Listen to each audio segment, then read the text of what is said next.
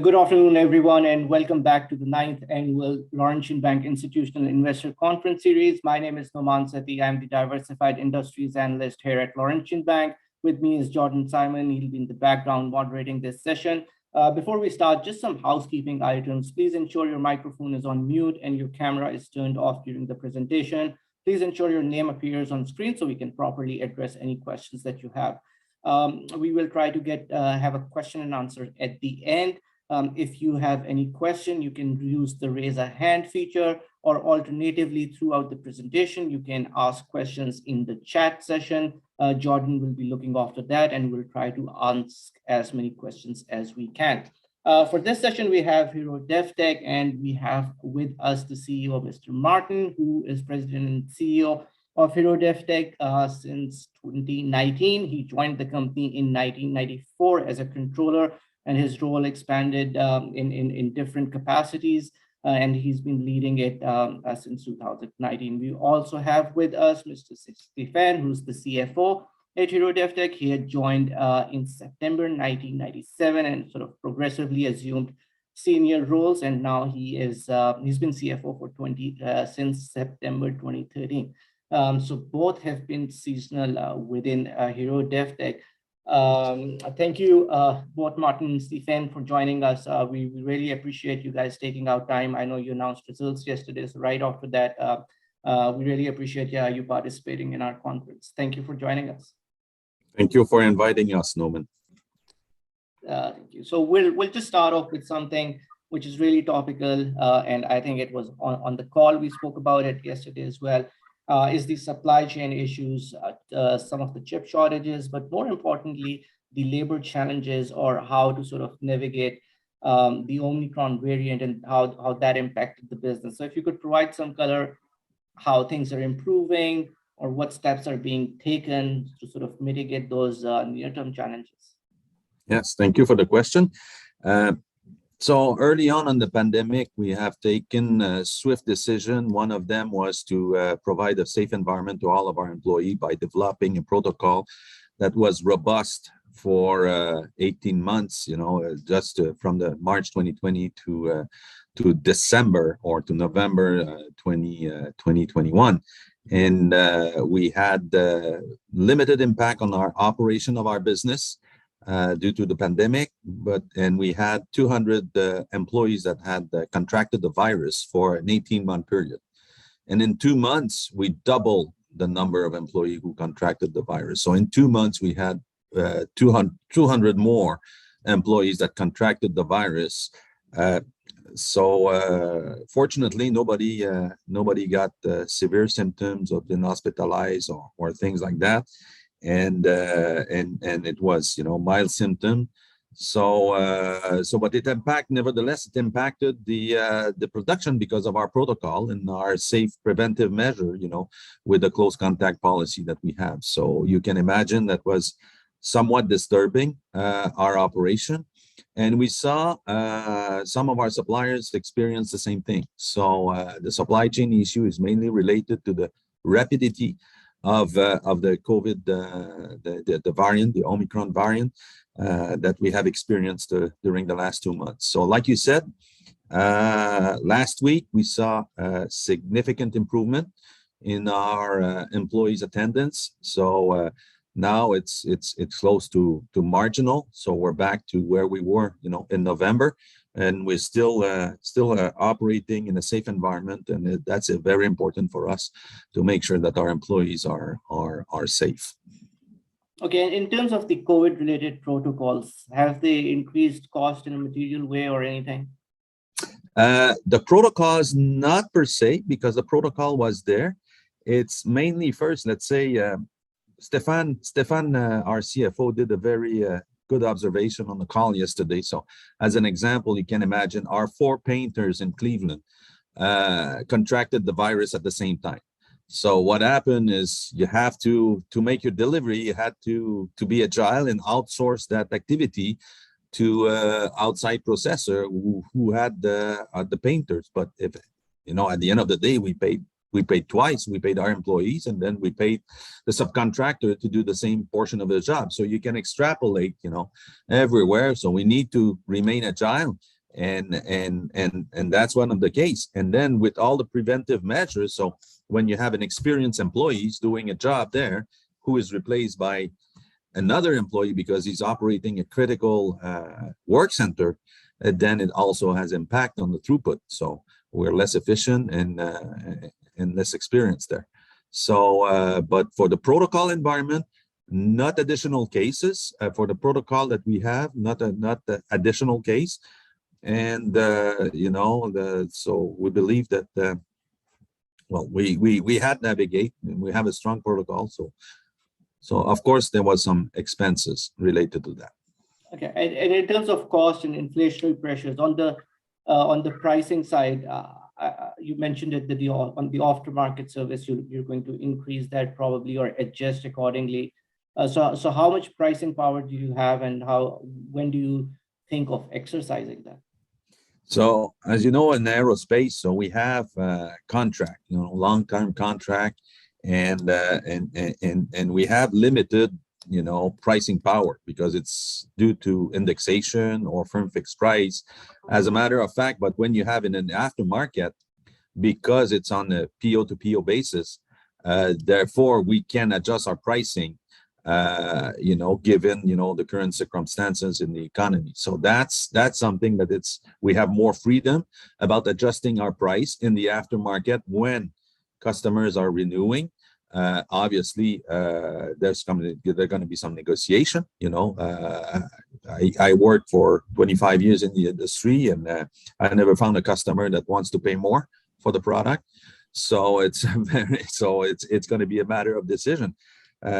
When we have U.S. government contract or defense contract, so it's more understandable, and we have more flexibility in that portion of the business. Fair enough. And in terms of the contracts that you have, which are indexed, I would assume from CPI or something, when do they roll over? Is it throughout the year, or most of them do it at the year end? At the beginning of the year, normally, and it's mainly for IP product. So because this is a lifetime contracts, so in the mechanism, so we have indexation formula where there's an agreed mathematical formula that is fair for both parties. Okay, that makes sense. So with the two main issues out, I would sort of switch gears towards one of the latest contract that you had with Lockheed Martin, the design of the gearbox. I believe this is like a first of its kind that you guys are doing. Can you share with our audience what that contract win means, how it has sort of really changed over the years, and how it has enhanced your capability to win such a contract? Yes, very good question, Norman. It's a strategic contract. This is the first time that we are in an advanced classified defense program with Lockheed Martin. So that gives us the opportunity to show our capability, to demonstrate our ability to perform, and the spirit we're working with our customers. So we're working with our customer hand in hand, team in team. We're not fighting our customers. So we want to design and develop the best product and the best solution for their customer. So the contract, the engineering contract, or the prototype development are currently on the way. We are performing well. Customer is very satisfied, and that could lead to other opportunities. So it's very important for us. It's been a while. So when I said earlier, that we transformed that business over the years, at the beginning of in the 2000, we were a built to print, a spare manufacturer. Now we have moved to an integrator. Now we're moved to designer, and we participate in the early phase of development. That's what it means. So hopefully it means other customers to come in. So it's very welcome for us, and we're glad to work with Lockheed, and Lockheed gave us the confidence. That's great. Okay, and typically how long this designing phase lasts before it can get converted to production? That's right. So typically, I'll talk generally, not specifically about that contract, because it's more like a prototype. But typically, it's a 5-year process where we have a joint definition phase, a preliminary design review, and a CDR review, where we refine our solution, on the computer, and that takes approximately 2 to 3 years. And then and in parallel, we manufacture the prototype or the asset that will need to be tested to make sure that our solution meets all the specification. And we have two flight tests year campaign where we've proven the solution integrated with the aircraft. So typically, a normal program takes 5 years. And depending on the challenges and how successful we are with our customer and all other partners, because there are many companies that working to develop, if everybody deliver on their commitment. So that's typically the time frame for a development program. And then we enter in service, and then we have LRIP phase, low initial production rate. So where we start slowly to get to full speed 3 or 4 years after entering service. Okay, and generally when something goes into service, then that could last even multiple decades as well.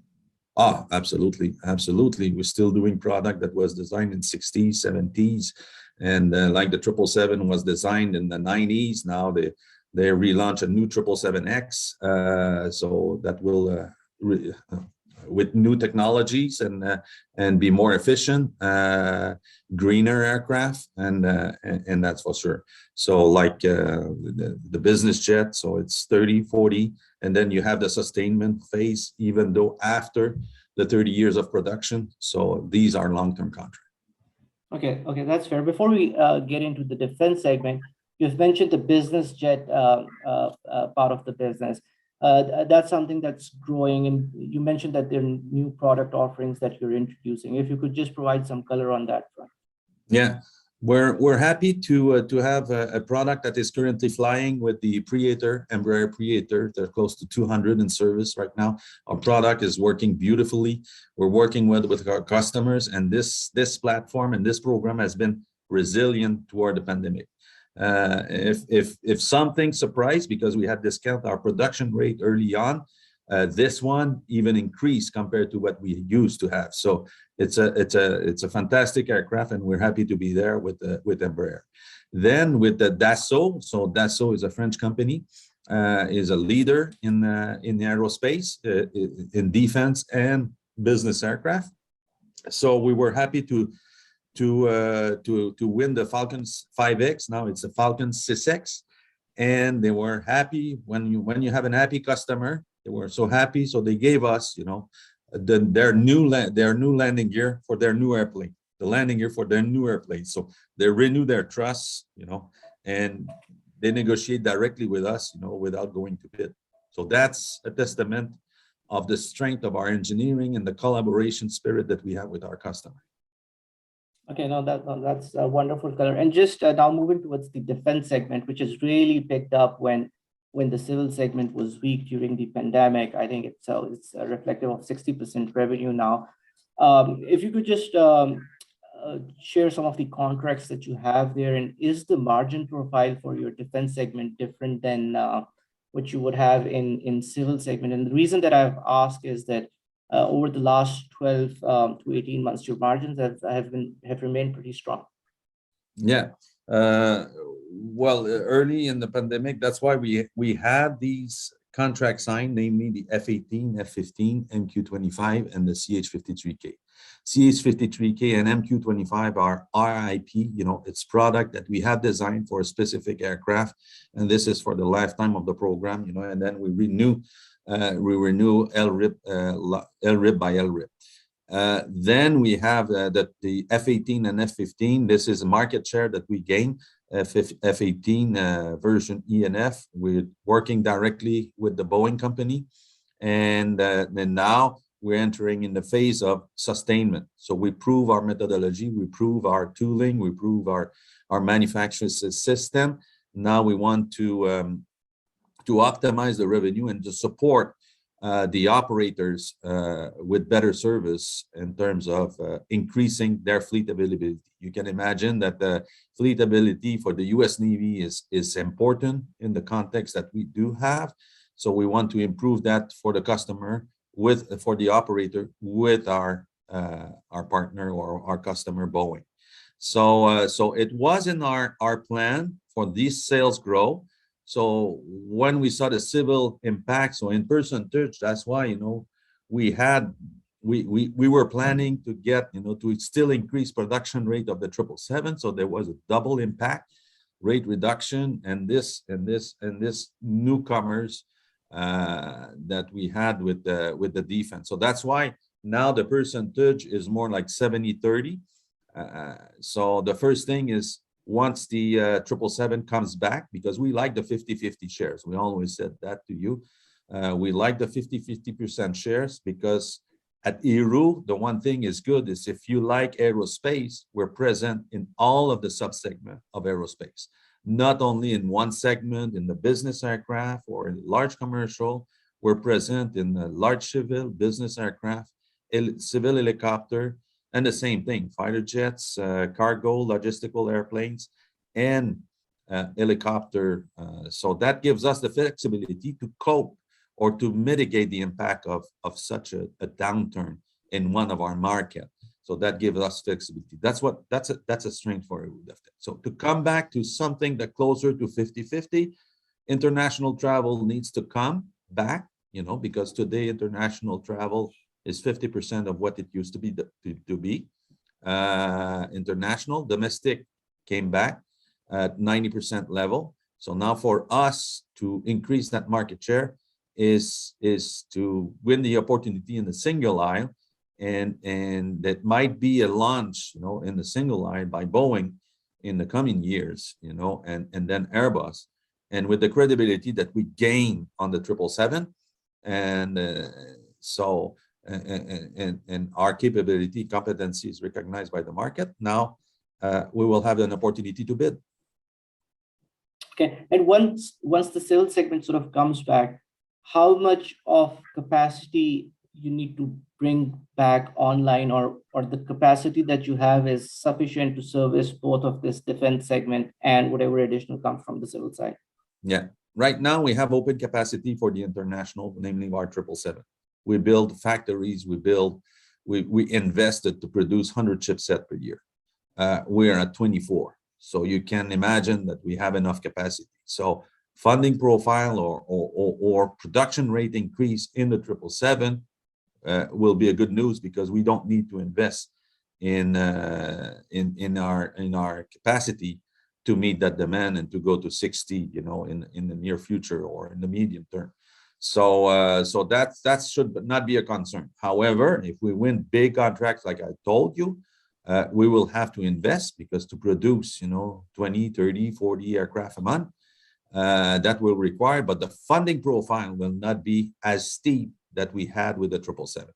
So putting less pressure on free cash flow than what we had. So you can imagine we were at 0 and we had to go to 100 in 2.5 years. So that's something that we're very proud, because not many people in the industry could have done that in that period of time.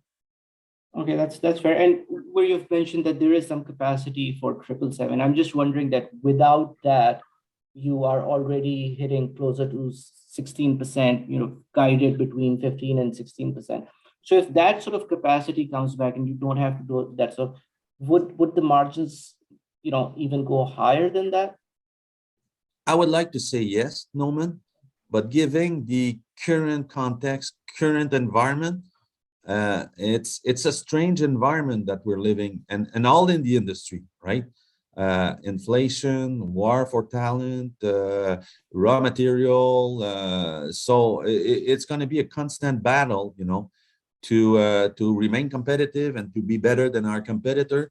So so I would love to say yes, it will all go in the margin, but it's going to be a tough environment there. So if it was a normal environment, I would say yes to your question, right? Okay. That's for sure, yes. But given the current state, and we're monitoring that, and we try to remain agile, to make sure that we cope with all of them and make sure that we protect our margin. Okay, no, that's fair. And in terms of your backlog that you have, which is closer to 700 million, I believe, if you could share what are some of the main contracts within that backlog, and what's the age like? And is there anything in your major contracts that's coming off in the coming quarters? Yes, I'd like to remind you that your audience that this is only firm order. This is only purchase order released from our customer. It does not include any commitment. As an example, of for the program that I name, on the and put some expectation like CH-53K, there's going to be 200 to be built, and we are only at 10 or 11 chipset, right? So so there's a large potential there. There's still so we're at the beginning. Same thing with the Embraer, same thing with the Falcon. So there's a lot long-term expectancy 777. So right now our content is mainly military. So we have some OE business and spares and aftermarket military that is there, that is replenishing. So yes, we have ins and outs. So it's very difficult to track because we're on many platforms in the defense aircraft. We're building, we're making parts for all of the Air Force platform, from A, B, C, F, and all, because there's all acronym, all different type of aircraft. So we're tooled up to make almost everything, and now we're getting into the Navy with the F-18. Okay, and are there any major contracts up for renewal? Major contracts up for renewal, Stefan? No. It's we need to win. We announced the extension of the 777 contract that was expiring 2025. So that gives us the flexibility, and we thank again Boeing for their renewed confidence. So that assure us revenue stability till 2030. But major contract up to renew, no. Okay. So you mentioned Boeing there, and there's a lot of noise about Canadian government's strained relationship with them. Just wondering if that sort of changes anything for you, or you've had any conversation with them about that? Not really, because it's not our decision to make, right? Obviously, we have 3 good customers that are competing there. Boeing, unfortunately, they've been discarded. Then we still have product with Lockheed, like we said, the F-35. They're proposing the F-35, and we have the SAB Gripen also that we're producing the landing gear. We're making the landing gear for them. So there are 3 good customers. So we like them all. So. Fair enough. And just I think I'll just switch gears on your balance sheet, which is pretty strong.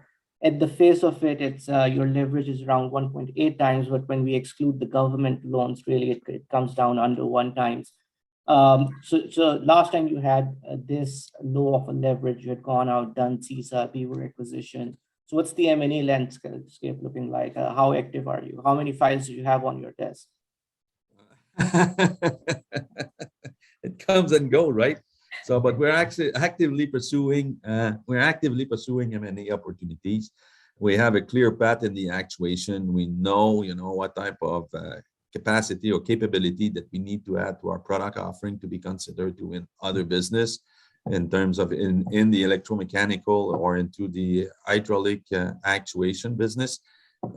So we have our list. It's a journey. So we have our phone calls. So we're making our phone calls. We could have some transaction comes and goes. So it depends, like I said, it takes 2 to tango. So sometimes, we come close to common agreement, but one of the 2 parties change their mind. So it happens in the past few months. But at the end of the day, what we want is we want to maintain our disciplined approach. We want the transaction to be accretive. We can look for sizable transaction. We have a very good balance sheet. We have rooms in our credit facilities, and we can be creative. We model many scenarios depending on the size of the transaction, and we're ready to look at a transaction that first will fit our strategy, something that we know, and something that is accretive to our shareholder. Okay, that's fair. And when you think about your balance sheet, it's pretty strong, but how is there like an internal limit on how much you will be stretching it, or would you be even consider going to public markets again if the acquisition opportunity is really, really good? Depending on the size, we'll look at everything. We ain't gonna Okay. leave, we ain't gonna leave a good opportunity on the table. Uh, so we will be looking at. That's what I mean. So we have model, we have plans, and we believe for a specific price, we can make an accretive transaction. If we can generate synergies and if we can have the right financing tools, we believe that we can bring an accretive transaction to the market if the opportunity presents. That's right. And the CSI and Beaver acquisition that you had done, what were it's been some time now. What were the key takeaways or learnings that you had? Did that improve in some sort of cross-selling opportunities that you had there? Well, the two were two different acquisition in our mind in terms of generating synergies. CSI was a well-run company.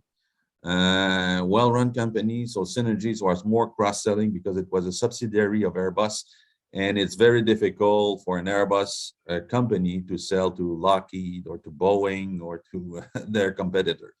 So that the cross-selling, so we were able to land a very a sizable contract with Boeing last year. We are delivering, it's about 18 different actuators. As we speak, if it's not done yet, we're delivering our first actuator to the Boeing company, and the rest will be industrialized in the remainder of the year, and we should see full revenue based on production rate next fiscal year. So fiscal year ending 2024 for us, because we're ending in March. So fiscal March 31st, 2024, which is calendar 23. So that's a great cross-selling for that, and that give us also a foot in Europe to benefit from. You have all the defense program, FCAS, Eurodrone, Euromail, that is going on the way. So we're in the mix. Spain, the government of Spain authorized the funding in January. That's a good news for the Spanish companies, which we're part of. So that could bring, some opportunity for us. And in terms of Beaver, it was more a question of investment, a question of production system, a question of managing the business. We did well. We increased the throughput by almost 2 times since we're there, with about the same amount of level of resource. So you can imagine that reduced the number of turns that we're buying, right? So a good way to do it is, let's say we bought it at 10 times EBITDA, and now it's close to 5 times EBITDA, right? Yeah, fair enough. And those two are now where you wanted them to be, or there is still more room within those? Never finish. Okay, It's always never work done. in progress. It's never done. Yeah, that's good. And just within the M&A, like, are you looking at some different verticals for that, or is it just within the landing gear space? And It's going to be in the M&A, if I understand well, will be in something we know well. Landing gear, definitely we know well. And in actuation, we understand. We don't know as much as landing gear. Well, we're getting our way through. So that's the 2 pillars that we want to develop. Okay, that's fair. And within from financial perspective, like what's the thought process? Generally, you have some financial benchmarks like IRR, or how do you consider that through this process? In our operation, you mean? For M&A. So for instance, when you're looking at new opportunities from financial perspective, what are some of the targets that you put up? Well, it's the first, it needs to be strategic sense, operationally, and with the customer offer, because this is really where we can generate our synergies, right? And then we look at discounted cash flow. We look at a multiple of EBITDA. We focus on deleveraging, because obviously you saw it with, if you look at our historical level on the CSI acquisition, and of course we're looking at IRR. It's all of that. So yeah.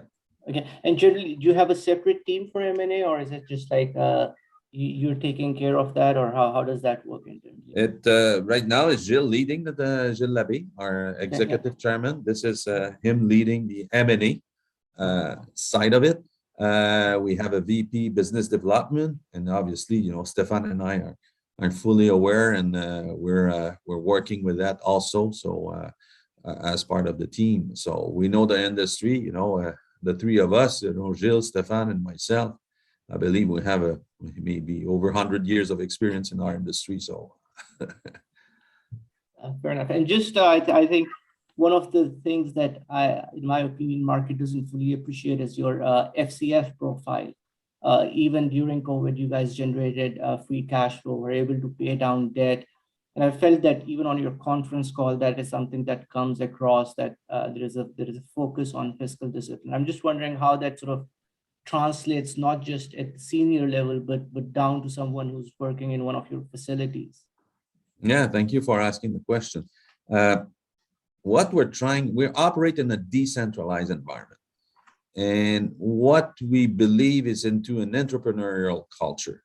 So we want our people to be businessmen, not only operator. We want our general manager to be businessmen and own their business, own their numbers, understand their numbers, and base their decision based on data and facts, and having an expectation of revenue of end results.